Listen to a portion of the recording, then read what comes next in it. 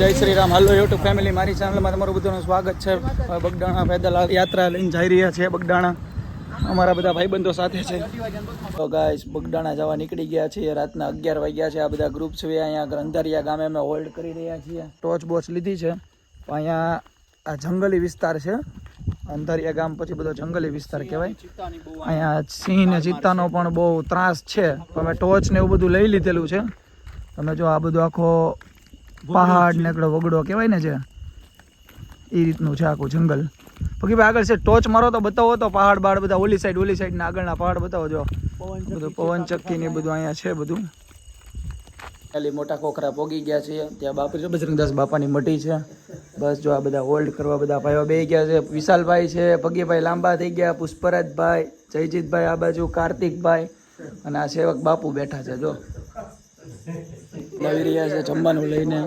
કુમારભાઈ છે, જયરાજભાઈ છે, ભાઈ છે જય રાઠોડભાઈ. જયભાઈ ક્યાં છો? જમવાનું બધું લઈને આવી રહ્યા છે બધા હાટું. બગદાણા જઈ રહ્યા છીએ અત્યારે અંધારું જેવું છે આખું વિસ્તારમાં. તો જો આ બધો પહાડ બાડ છે આખું. લાઇટ બાઇટ ચાલુ કરી દીધી. અમે ફ્લેશ કરીને અમે જોયું ટોચ કરીને કે શું છે શું નહીં. અમને થોડુંક એવું લાગ્યું જાનવર જેવું. બધા ભાઈબંધો છે એટલે કાંઈ વાંધો નથી. અને વાહે પણ સુનસાન છે, દૂર દૂર લગીને કાંઈ દેખાતું નથી. અમને થોડુંક એવું લાગ્યું ટેન્શન જેવું.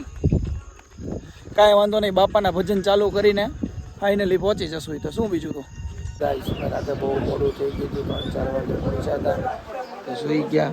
અત્યારે મઢિયા બાપાની અમે સૂતા હતા. પાણીયારી ગામ છે. પુષ્પરાજભાઈ સૂઈ ગયા છે. બધા સૂતા છે. નાસ્તા પાણી વિશાલભાઈની જો બ્રશ કરી રહ્યા છે. બાપાની મઢી છે. ગાઈસ જાગી ગયા છીએ મોર્નિંગના ટાઈમે. બસ મું બૂ ધોઈ નાખ્યું, ફ્રેશ થઈ ગયા છીએ. જો પગીભાઈની બધા બેઠા છે. મસ્ત વાતાવરણ છે એકદમ. પહાડમાં ડુંગરા બુંગરા છે. હવે અહીંથી અમારે દિહોર જવાનું છે. દિહોર છે અહીંથી 9-10 કિલોમીટર જેટલું આઘું છે. બગદાણા જવા નીકળી ગયા છે. અને અમારે આ કાકા છે ને ઠેઠ ભાલમાંથી આવ્યા છે. ઉઘાડા પગે બાપાની શ્રદ્ધા છે તો ઉઘાડા પગે ભાલમાંથી આવ્યા છે. અમે પણ બધા નીકળી ગયા છીએ. જો આ ગ્રુપે અમારું બધું જાય છે ધીમે ધીમે. અહીંયા રીતે નીકળીને દિયોર અહીંથી 5-6 કિલોમીટર છે.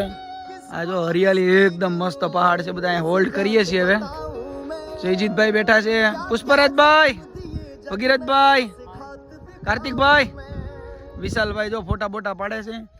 અને અર્જુનભાઈ અમારે આવી રહ્યા છે નાસ્તો બાસ્તો લઈને. એ કહેવાય અહીંથી આગળ નથી જવાનું, નાસ્તા પાણી કરીને જ નીકળવાનું છે. અને એકદમ જો અહીંયા બાજુમાં પાણીની નદી છે. મસ્ત વહેતી નદી આખી ભરેલી છે ફોલોફોલ. પેલી તડકો લાગતો તો પછી લીમડાના છાંયે બેસી ગયા બધા અમે. અને અહીંયા જોયું ને તો ઓહો ઘેટા બેઠા છે. ઘેટાના બચ્ચા છે નાના સરસ મજાના. અને એકદમ આખી ગામડાની વાઇબ્સ જે આવે ને એકદમ આખા. અર્જુનભાઈ નાસ્તો લઈને આવી રહ્યા છે. એકદમ દહીંની તીખારી ને ઘરની ભાખરી, ચા છે. જો પુષ્પરાજભાઈ સ્ટેટની જેમ ખાટલા ઉપર ખાઈ રહ્યા છે. દિહોર પહોંચી આવ્યા છે. 1 કિલોમીટર આખું છે. થોડીક બજરંગદાસ બાપાની યાત્રા બહુ કઠિન થઈ રહી છે. હમણાં થોડીક વાર પહેલાં અમે સિદ્ધસર પહોંચ્યા હતા ત્યારે કાર્તિકભાઈના ચપ્પલ તૂટી ગયા હતા. હવે ભગીભાઈના ચપ્પલ તૂટી ગયા છે. તો કાંઈ વાંધો નહીં, ભગીભાઈ કે હું દિહોર લગીને એમને માલી જઈશ, પછી નવા ચપ્પલ લઈ લઈશ. અને પુષ્પરાજભાઈને ફોડલા થઈ ગયા છે પછી એની દિહોર અમે દવા બવા કંઈક લઈ લેશું. કેનાલમાં ગળી ગયા છે. કમસે કમ આ કેનાલ છે 10 કિલોમીટરની.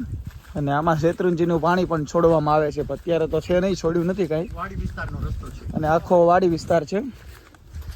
આ રસ્તો એવું છે કે ચોમાસામાં આખું ભરેલી જ હોય કેનાલ. અત્યારે નથી ભરી.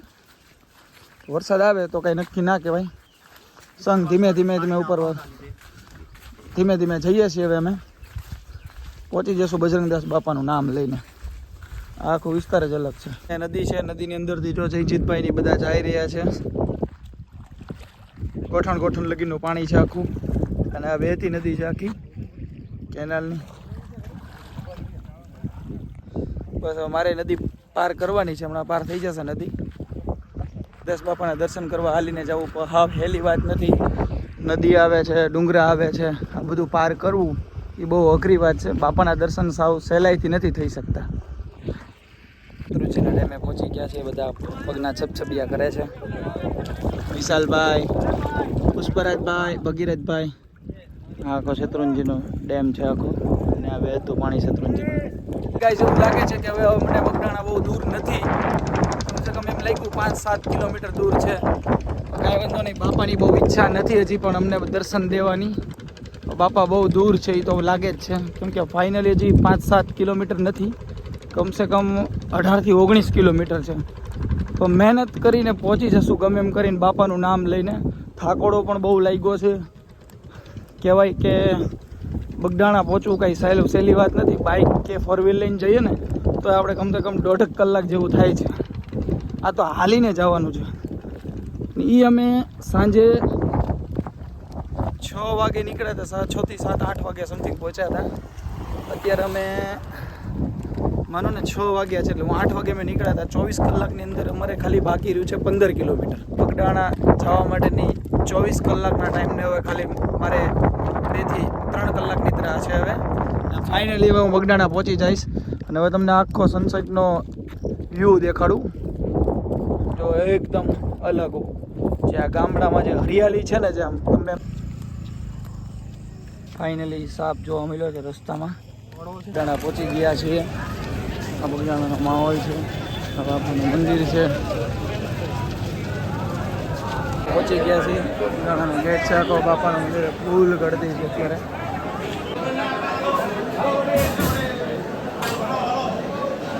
થઈ ગયા છે પચમદસ બાપાને. આ ધ્યાન મંદિરના દર્શન થઈ ગયા છે, સમાધિ મંદિરના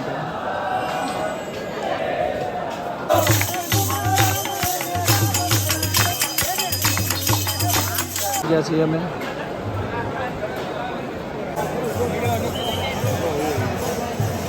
કાળા વાદળ આવી ગયા.